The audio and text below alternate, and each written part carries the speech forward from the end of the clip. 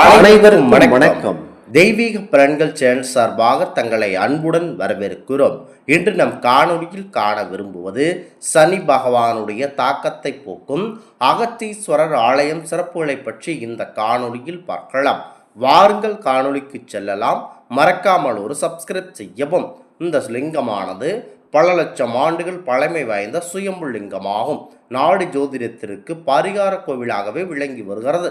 சென்னை அருகே பல்லாவரம் ரயில் நிலையத்திற்கு அருகில் 3 கிலோமீட்டர் தொலைவில் உள்ளது புகழ்பெற்ற புகழ்சோழ நல்லூர் என்ற பெயர் மருவி பொலிச்சநல்லூர் என்ற ஊர் இருக்கிறது. இந்த கிராமத்தில் தொண்டைவள நாட்டு நவகிரக ஸ்தலங்களில் சனி பகவானுக்கு சிறப்பு சுற்றுலா தலமாக விளங்கும் இந்த கோவில் இருக்கும் லிங்கம் பல லட்சம் ஆண்டுகள் பழமை வாய்ந்த சுயம்பு லிங்கமாகும். இது மிக பெரிய லிங்கமாகவும் கருதப்படுகிறது. இந்த தலத்தில் அகத்திய முனிவர் இமயமலையை விட்டு பொதிகை மலை நாடி தவம் புரிய வந்த போது இங்கு தங்கி இருந்து சுயம்புலிங்கத்திற்கு பக்தியுடன் பூஜை செய்து இவருக்கு இறைவன் காட்சி அளித்து அருள் தந்ததால் இறைவர் அவர்கள் அகத்தியராகவும் இறைவி அவர்கள் ஆனந்தவள்ளியாகவும் மக்களுக்கு அருள் பாலிக்கிறார்கள். சனி பகவானுடைய பாவத்தை போக்கிக் கொள்ள இங்கு நல்லார் தீர்த்தம் உண்டு பண்ணி சிவபெருமானை வழிபட்டு தான் பிறருக்கு செய்த பாவத்தை போக்கிக் கொண்டதால் இந்த கோவில் சனி பகவான் திருநள்ளாருக்கு அடுத்ததாக தனியே எழுந்தருளியுள்ளார் இந்த ஆலயத்தில். இதனால் இந்த கோவில் தொண்டைவள நாட்டு நவகிரக கோவிலாகவும் சனி பகவானுக்கு சிறப்பு பரிகார தலமாகவும் பொலிசை வட திருநள்ளாறு என்று அழைக்கப்படுகிறது. மேலும் இதில் ஒரு சிறப்பு என்ன என்றால் இது ராகு கேது பரிகார கோவிலாகவும் விளங்கி வருகிறது. ஒரு புண்ணிய கோவிலுக்கு உண்டான அனைத்து தல மூர்த்தி தீர்த்தம் என்று 3 சிறப்பு அம்சங்களை கொண்டதாகவும் இருக்கிறது. மக்கள் சனி பகவானுடைய பாவத்தை போக்கிக் கொள்ள இங்கு இருக்கும் பரிகால புண்ணிய தீர்த்தத்தில் அனைவரும் வந்து நீராடி அவர்களுடைய பாவத்தை போக்கிக் கொள்கிறார்கள்.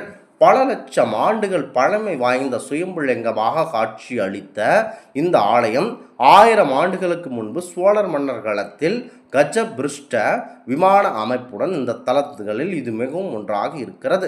இந்த கோவில் பரமன் சிவபெருமானுக்கு கிழக்கு புறம் பார்த்து இருப்பதும் அம்மன் தெற்கு புறம் பார்த்து இருப்பதும் வடக்கு புற ராஜகோபுர வாசல் அமைப்பு கொண்ட கட்டப்பெற்றதாகும். பரம்பரையாக வேளாளர் மரபில் இருந்து தனியார் நிறுவனத்தின் மூலம் நிர்வகிக்கும் தலமாகும். இந்த ஆலயத்தில் மாணிக்க வாட்சகர் உற்சகராகவும் ஆருத்ரா மகா சிவராத்திரி சனிப்பெயர்ச்சி கார்த்திகை தீபம் சங்காபிஷேகம் வள்ளி தெய்வ யானை சுப்பிரமணிய திருக்கல்யாணம் ராகுகால பூஜை பிரதோஷ பூஜை மிக சிறப்பான விசேஷ தினங்களாகும். எனவே பரிகார கோவிலாக இந்த ஆலயத்தில் தாங்கள் தெரிந்தும் தெரியாமலும் செய்த உங்கள் பாவங்களை கண்டிப்பாக போக்கிக் கொள்ள ராகு கேதுவால் ஏற்பட்ட தோஷங்களை நீக்கிக் கொள்ளவும் இந்த தலத்தில் வந்து முறைப்படி கேட்டு தெரிந்து கொண்டு தங்களுடைய எல்லா விதமான பிரச்சனைகளையும் தோஷங்களையும் பாவங்களையும் நீக்கிட வளமுடன் வாழ இங்கு பரிகாரம் செய்து கொள்ளுங்கள். முக்கியமாக தோஷ நிவர்த்தி செய்து கொள்ளலாம்.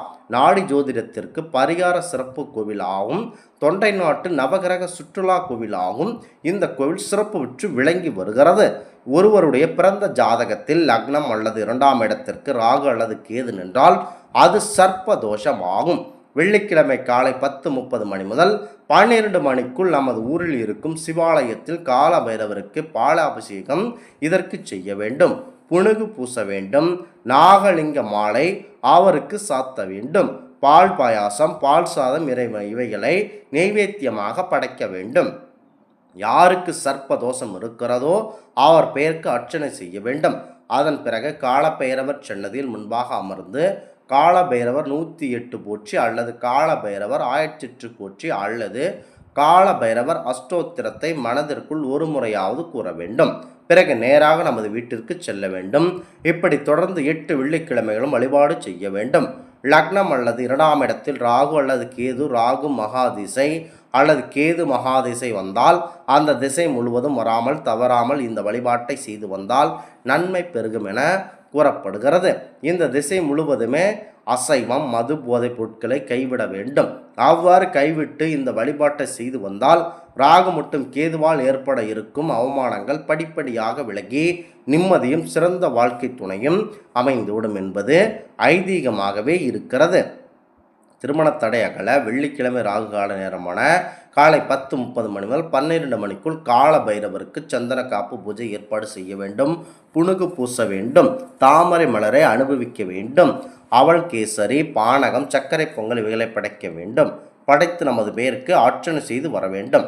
மேலும் ஞாயிறு தோறும் மாலை 4:30 மணி முதல் 6 மணி வரையிலான நேரத்தில் கால பைரவருக்கு சந்தன காப்பு பூஜை வைத்து நமது பெயருக்கு அர்ச்சனை செய்ய வேண்டும்.